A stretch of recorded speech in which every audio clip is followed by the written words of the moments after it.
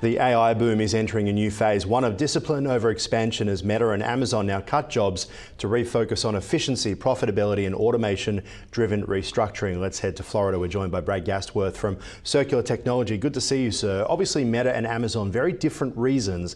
Meta overhired during the pandemic with a whole bunch of engineers focusing on AI.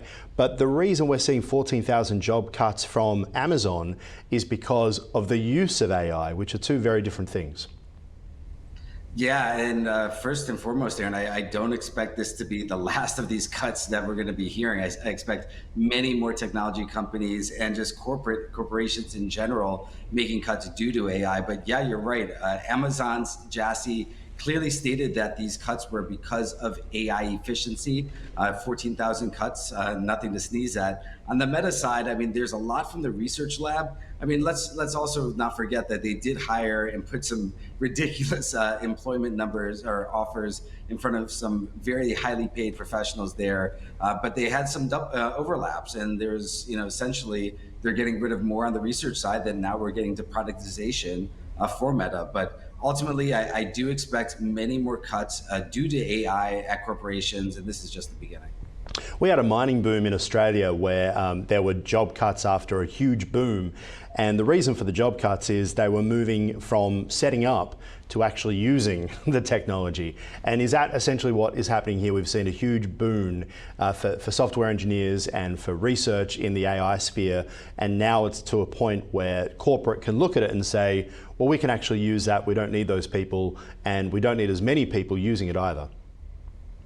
Yeah, I mean, it's a good analogy and comparison. I do think we're at the point where we've spent years now making sure AI could be beneficial, drive efficiency and drive profitability for companies, and now it's actually coming to fruition. So I do expect, that is part of it. We spend a lot of money on the research side.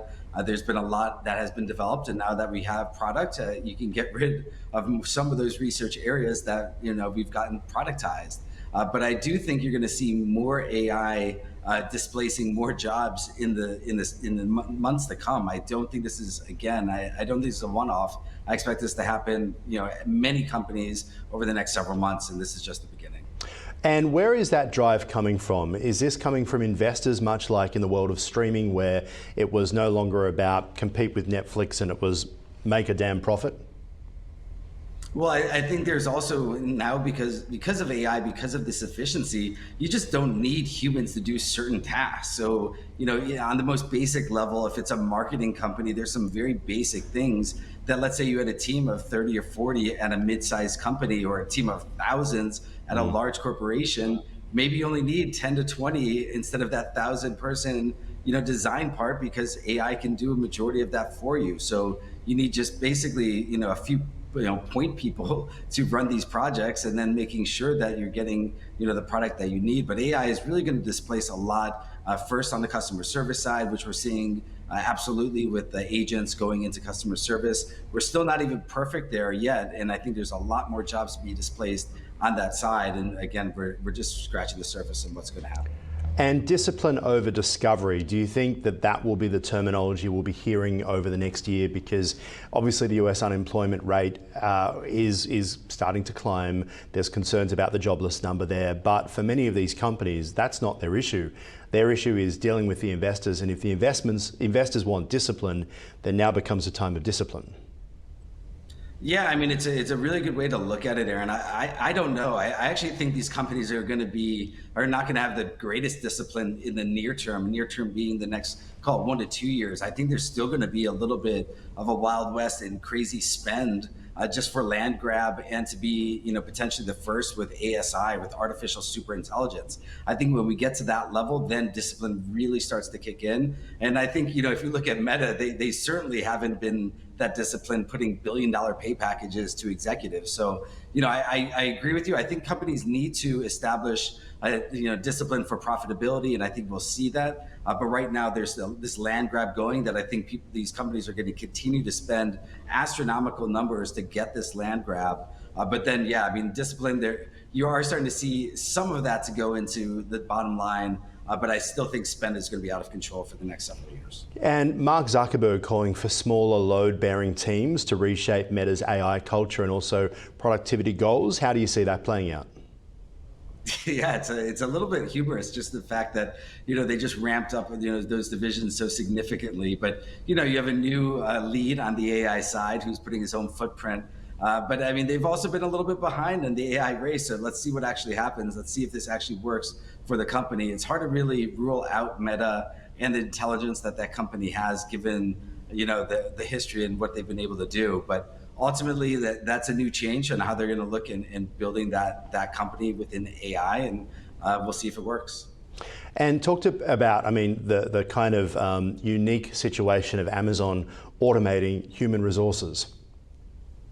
Yeah, I mean, the automation side is going to continue to get better and better across the board. And, Amazon's looking to automate or robotize anything that it can to make it more efficient. And I would say if you look at companies with discipline, that's the company that by far has the most discipline. They've been the best in terms of all the other cycles. They've ramped up spend, but not outrageously. And they've really, utilized the product when it's been ready. And, I do think that you're going to see more within that company, even when you look at some of the next generations with autonomous delivery, that's certainly being tested across the boards and across the states here in the US at Amazon. And I think they've been the most disciplined company. But yeah, I mean, we're going to see a major impact there within AI. Let's be philosophical about this for a moment. And obviously we're dealing with humans and I want to be careful here, but I have covered that many stories about Amazon and it goes a little like this. Reports of employees frequently describing Amazon as having an overworked culture, particularly in warehouse and delivery roles, with high expectations, demanding workloads and increased pressure to meet performance targets. When I buy my Amazon product, I want it to arrive at my door as quickly as possible, and I don't really think about the problems going on within the company. Is that where Amazon now turns to technology to say, on the one hand, we've got a human resources problem where they're complaining they're overworked. On the other hand, our customers will go elsewhere if they don't get their parcels within an hour. Is this the only option? I mean, these are great questions. I don't think they're the only option, but I think it's the option of choice for the consumer. Amazon's made it so easy for people to purchase all types of goods and services and get them next day or in a few hours. I think that's been an incredible feat. And Amazon's won that, delivery market, and I think it's hard to displace them as the clear, overall major winner within e-com. But ultimately, I think you're going to see. I think you also have to give the team a lot of credit, because when you or I purchase something on Amazon, like you said, we don't think about all the back end noise and things that are happening. It just gets there. And I would also point to Amazon having an amazing customer service. If something goes wrong, let's say your package was opened or you didn't like it, the delivery and the return is so simple. I mean, that's why Amazon's win. They've made it super simple for the customer. But I do think all of the behind the scenes and the workforce being stressed, I mean, there's been issues, but Amazon's also created a better culture overall for their employees. And I don't think the cultural reasons has been a concern for Amazon. And if anything, it's been one of their benefits. Okay, let me put my cynical hat on. I'm sitting on CNBC's website right now and I'm having a look at pretty much every second story is someone famous saying that there is a bubble that is about to burst in the AI sphere. Some saying that it may happen after the Fed tightens, others saying stand by any second now. Is Meta and Amazon sniffing the wind and saying we want to make changes to our AI workforce before it stops being cool and when the market really does burst on all of this AI overspend? Yeah, I don't think that's the rationale behind it. I think there really are efficiencies. But I mean, look, if you look at valuations, and I've always said valuations alone are never a reason to buy or sell a stock, but valuations have got to astronomical levels when you start to look at, trillions and which numbers ahead of it. Is it 3 or 4 trillion now for these market caps? I mean, things have gotten a little bit ahead of themselves. That being said, if you draw parallels to the dot-com bubble, the dot-coms, it was always a promise of building and having revenue. AI has had a major impact to companies. So, I think you certainly could say that there's certain areas of a bubble. There's certain things I do not like in terms of these large deal contracts that we've been seeing from some of these companies and the circular nature of it. But AI is having a major impact to companies. It's going to have even a bigger impact in the future. And I think it's too hard to say that this bubble is going to burst anytime soon. I think there's still a lot of spend that's going to be ahead of us. Brad Gasworth, appreciate your time. Thank you. Thank you, sir.